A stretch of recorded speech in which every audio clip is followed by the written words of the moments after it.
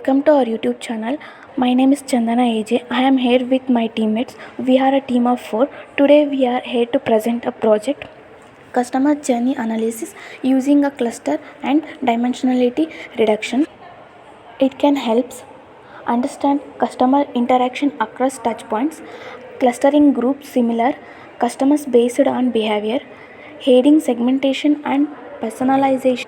Dimensionality reduction techniques like PCA and TSNE simplify high dimensional data for better visualization and efficiency.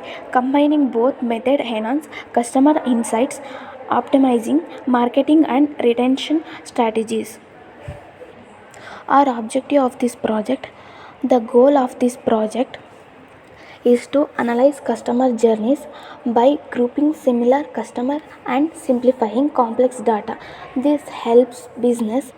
First one is identity customer segments. It finds different types of customers based on their behavior. Second one is simplify data. It reduces the complexity of large data sets while keeping important patterns. Third one is improve customer experience. Provide insight for better recommendation and service. Fourth one is predict churn and retention. It understands why customers stay or leave. Fifth one is support business decision. It uses data driven insight to improve marketing and customer engagement. In this project, it has 4 phases. Phase 1 is data collection and preparation. Phase 2 is future engineering and selection. Phase 3 is model training and clustering. Phase 4 is clustering analysis and visualization. Hi, I'm Arshita. I'll be explaining how customer journey data is generated and prepared for clustering. This process helps businesses understand customer behavior and group similar customers for better decision making. So the first step is customer journey data generation. Customer journey data tracks how users interact with the website. It includes action like viewing products, adding items to the cart, checking out, logging in and logging out, etc. Since we don't have real customer data, we simulate it using Python. So we use a function called generate customer journey data, which follows the step. First step is create customers and assign interaction. We generate 100 customers by default. Each customer performs 15 interactions on the website. So the second step is define possible actions. Customers can take different actions like viewing a product, adding a product to the cart, checking out, logging in or logging out. So the third step is assign random timestamps. To make interaction realistic, we assign each action a random date and a time within a month. So the fourth step is store the data in a table, that is in a data frame. Once all interactions are generated, we store them in a structured format and sort them by customer and time. So the second one is preparing data for clustering. Raw interaction data is useful, but machines can't directly understand it. We need to convert it into numerical features so it can be used for clustering. So the pre-processed journey data function helps with this 4 key steps. That is, step 1 is exact time-based features. We extract the hour of interaction and a day of weeks to understand the pattern like do customers shop more on weekends? Do they visit late at night or during work hours? So the step 2 is count actions per customer. Next, we count how many times each customer perform each action. So the third step is measure time between actions. We calculate how much time passes between interaction for each customer. We calculate the average and standard deviation of time gaps to capture these differences. So the fourth step is standardize the data. Since different features like time, counts, etc. have different scales, we normalize them using a technique called standardization. This ensures fair comparison between different types of data. So to summarize this, we first generate random customer interactions and then process them into meaningful data for clustering. Thank you, Arshita, for your explanation. My name is Rajesh, and I'm here to explain our next part of our program. Initially, PCA for dimensionality reduction. PCA is a method to reduce the number of variables in a dataset while keeping the most of the important information remains. And there are few steps involved in it. Step 1, PCA is applied to the dataset by removing the customer ID. Step 2, to reduce data is stored in a new data form with a new name like PC1, PC2, PC3, etc. and so on. Step 3, the reduced dataset with the principal components and the customer ID is returned. Coming to find an optimal number of clusters, we used two methods, elbow method and silhouette method.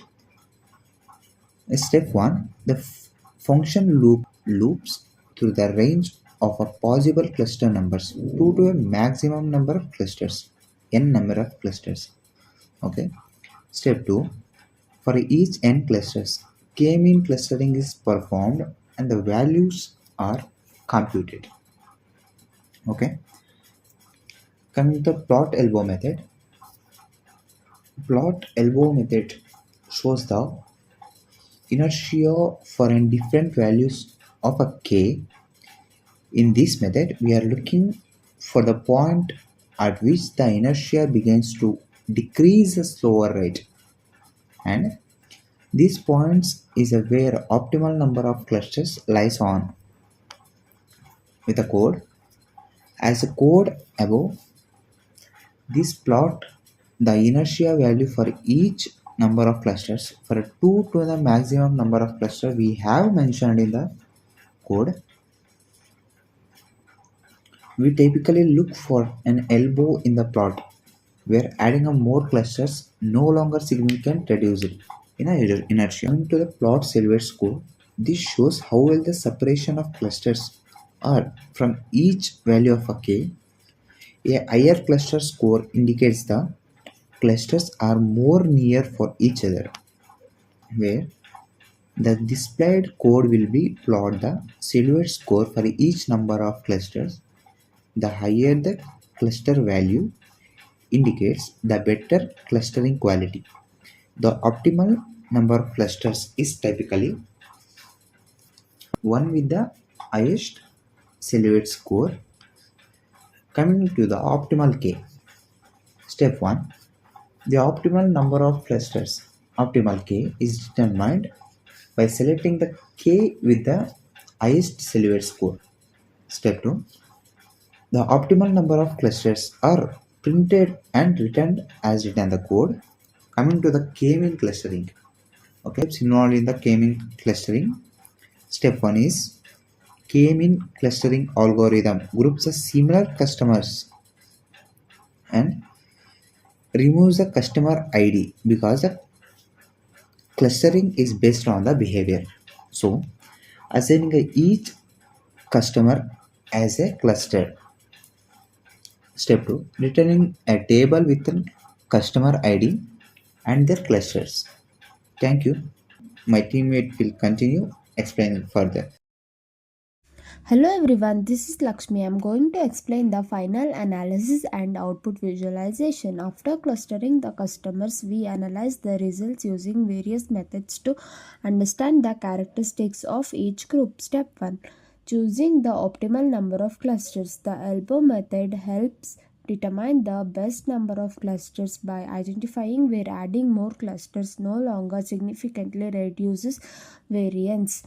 By plotting this matrix, we identify the optimal number of clustering, ensuring meaningful segmentation. Step 2, visualizing customer clusters in PCA space. We use principal component analysis PCA to reduce dimensionality and plot the clusters in two-dimensional space.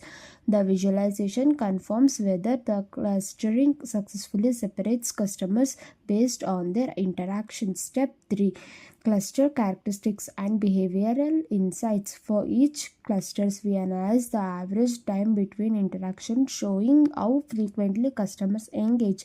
We examine interaction type distribution, revolving whether certain clusters prefer activities like browsing, purchasing, or contacting support. We identify peak interaction times such as preferred hours of the day and most active days of the week. These sites help business tailor marketing strategies, improve customers experience and personalize engagement.